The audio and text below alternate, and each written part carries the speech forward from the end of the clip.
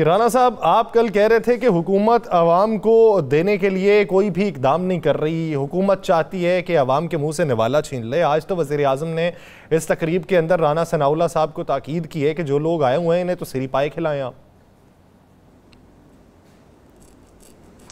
बिस्मिल्लाहिर्रहमानिर्रहीम, अस्सलातु वस्सलामु अलैका या सय्यदी या रसूलल्लाह, अस्सलातु वस्सलामु अलैका या सय्यदी या हबीबल्लाह। बिल्कुल खिलाए भी होंगे जी, बिल्कुल कहा। लेकिन वो लोग कितने थे? वो लोग वो थे जो उनके थे, वो लोग वो थे जो टेंट के अंदर थे, वो लोग 300, 400 या 500 थे। इन लोगों को तो हर दौर में सिरी पाए खिलाए जाते हैं, इनको तो जनाब मटन कौरमा खिलाया जाता है, इनको तो दुनिया की हर आसाइश दी जाती है, लेकिन नहीं दी जाती तो 22 करोड़ आवाम को नहीं दी जाती। जिस मुल्क के अंदर ऑपरेशन थिएटर में पेट्रोल ना हो, उस जनरेटर को चलाने के लिए जहां पर 3-3 घंटे बगैर लाइट के, बगैर बिजली के ऑपरेशन होते और लोगों की जानें जो है बिल्कुल जाने वाली हो, तो उस मुल्क में ऐसी ही तकरीर होगी। और क्या तकरीर होगी? आज जनाब वजीर आजम साहब ने बड़ी अच्छी तकरीर फरमाई है। बिल्कुल ये कह देते ना आज कि मेरे शहर लाहौर में ये जो वाकया हुआ है, जिस पर मोहसिन नकवी साहब ने मुअत्तल कर दिए, लोगों को डिसमिस कर दिया है, लेकिन ये वाकया हुआ किस तरह? क्या वहां पर कोई वीआईपी पेशेंट होता तो ये वाकया होता? अगर वहां पर कोई सियासतदान, उसका इलाज हो रहा होता, उसके बेटे का इलाज हो रहा होता, तो ऐसा वाकया होता? सोचना चाहिए था। ऐसे वाकयात के बाद तो हुकूमतों को इस्तीफे दे देने चाहिए। आप बड़ी अच्छी तकरीर फरमाई है, बड़ा सच्ची तकरीर फरमाई है वजीर आज़म साहब ने। आपने साकब निसार और दीगर साथी, क्यों नहीं नाम लेते आप? क्यों नहीं आप नाम लेते? कौन लेके आया था? इतनी हिम्मत जुरत पैदा करें, उन सब नामों को लें जिन नामों को लेते हुए आपको डर लगता है। आप अल कादर ट्रस्ट में एक नाम ले लेते हैं, एक नाम नहीं लेते। आप हुकूमत की अपने खात्मे में कि मियाँ साहब को बाइट फेंक दिया गया, मियाँ साहब को डिस्क्वालीफाई कर दिया गया, सरगना साकिब निसार था, 7 दीगर लोग थे, ले नाम क्यों नहीं लेते? आपकी हुकूमत है, करे ट्रायल उन सब लोगों का, लाएं उन सब लोगों को सामने, लाके मंजर-ए-आम पे लाएं, उनको अदालतों में लाएं, उनको खींचें, उनसे पूछें कि जनाब ये क्या किया आपने, क्यों चलती हुई माशियत को तोड़ दिया, खत्म कर दिया? जनाब 2018 तक बिल्कुल ठीक था, लेकिन जब आपने 2022 में हुकूमत संभाली या 2021 के एंड में, तो फिर आप बता दें आपने इस अरसे में क्या किया? 400 लोगों के लिए सिरी पाए, ये किया आपने। पेट्रोल महंगा कर दिया आपने, बिजली महंगी कर दी आपने, आटा महंगा कर दिया आपने, अद्वियात महंगी कर दी आपने, एजुकेशन ना होने के बराबर कर दिया आपने, इंडस्ट्री बंद करके रख दी आपने। क्या बात कर रहे हैं यासर साहब? ये तकरीरें होती रहेंगी, ये तकरीरें ही हैं। मुझे ये इन तकरीरों में जब ये बाद में कहते हैं ना कि मुल्की माशरत बेहतरी के लिए मियाँ साहब आएंगे वजीर आज़म, और पहले पाकिस्तान तो ले आए उन्हें, पहले मियाँ साहब को पाकिस्तान तो ले आए।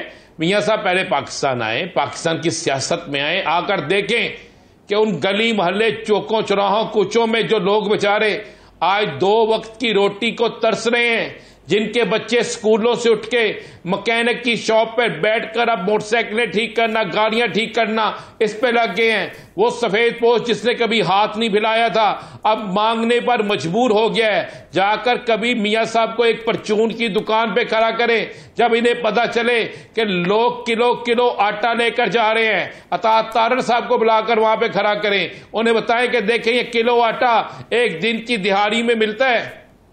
अब तो किलो आटा जो है ना और चंद दिन बाद डॉलर में मिलेगा, $1 में। ये हालात हो गए हैं। मियाँ साहब तकरीरें अच्छी कर रहे हैं, इफ्तिताह कर रहे हैं, सिरी पाए खिला रहे हैं, सब कुछ कर रहे हैं, लेकिन यह सब क्या फायदा? क्या कौम का कोई भला हुआ?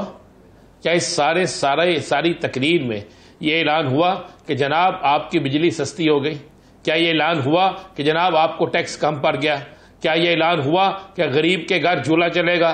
क्या यह ऐलान हुआ कि जनाब अब आपको मेडिसिन सस्ती मिलेगी? क्या यह ऐलान हुआ कि इंडस्ट्री को मैं ये मरा दे रहा हूं, अब इंडस्ट्री चलेगी, मजदूर इसमें काम करेंगे, रोजगार बढ़ेगा? कोई ऐसा ऐलान हुआ है वहां पे? अच्छा राना साहब, एक खबर गर्दिश कर रही है, साबिक चेयरमैन सेनेट थिएटर देख रहा हूं, पाकिस्तान पीपल्स पार्टी के सीनियर रहनुमा सैयद नैयर हुसैन बुखारी साहब की जानिब से एक ख़त लिखा गया है वज़ीर आज़म को कि प्रोटोकॉल के अंदर कमी वाक़ई की जाए, वो वज़ीर आज़म हों, सूबाई वज़रा हों, वफाकी वज़रा हों, वज़राए आला हों, चीफ़ जस्टिस हों, जस्टिस साहिबान हों, स्टैब्लिशमेंट हो, तो 50% तक कमी वाक़ई करें। क्या आप इसे एक पॉलिटिकल स्टंट समझ रहे हैं?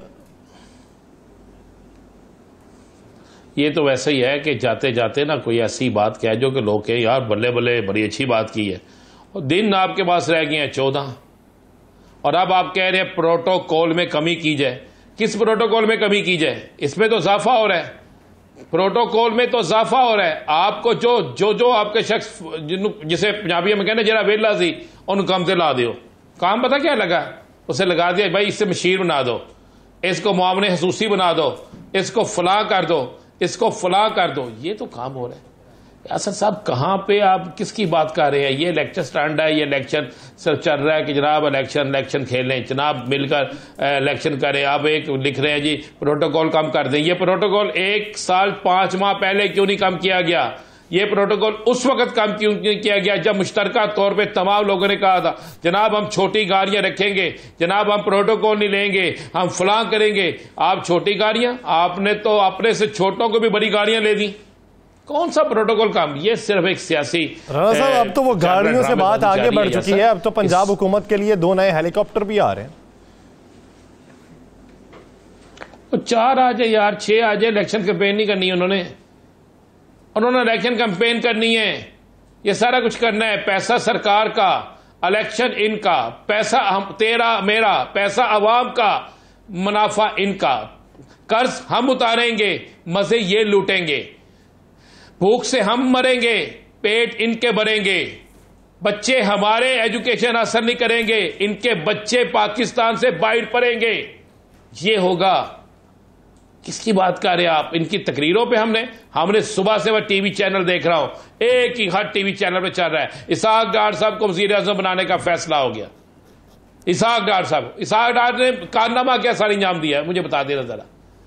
आके उन्होंने वादा किया डॉलर सस्ता करूंगा, डॉलर तारीख का महंगा तरीन डॉलर हो गया, पेट्रोल महंगा हो गया।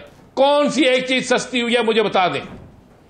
अच्छा, आप झूठ बोलना। आप क्या समझते हैं टीवी में बैठकर सियासतदानों का नाम कौन सा फाइनल होगा? डार साहब का भी नाम चल रहा है, डॉक्टर हफीज साहब का भी नाम चल रहा है, रजा बाकिर साहब का भी नाम चल रहा है, मिफ्ता इस्माइल साहब का भी नाम चल रहा है, फवाद हसन फवाद साहब का भी नाम चल रहा है। पीएमएलएन की तरफ से किसकी तैयारी है वैसे?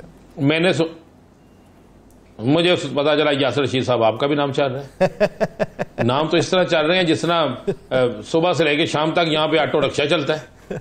और भाई बात यह है इसहाक डार वजीर आजम नहीं आ रहे।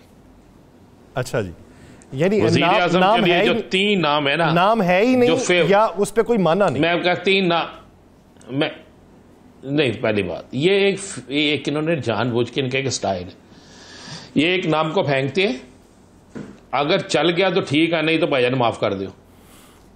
ये इस तरह होता है। नाम है जी आफ्ताब शेर पाओ, अच्छा जी, हफीज शेख, मुशाहिद हुसैन सैयद। ये 3 नाम आप ज़हन में रखिएगा। इन 3 नामों को बड़े गौर किया जा रहा है।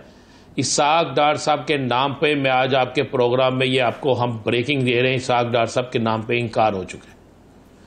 इसहाक डार पर सबसे ज्यादा बाऊजी को इतबार था। बाऊजी ने, आपको पता है, जिस वक्त इसहाक डार साहब को भेजा था उस वक्त भी इख्तियारात का जो ज्यादा इख्तियारात थे वो इसहाक डार साहब के पास थे।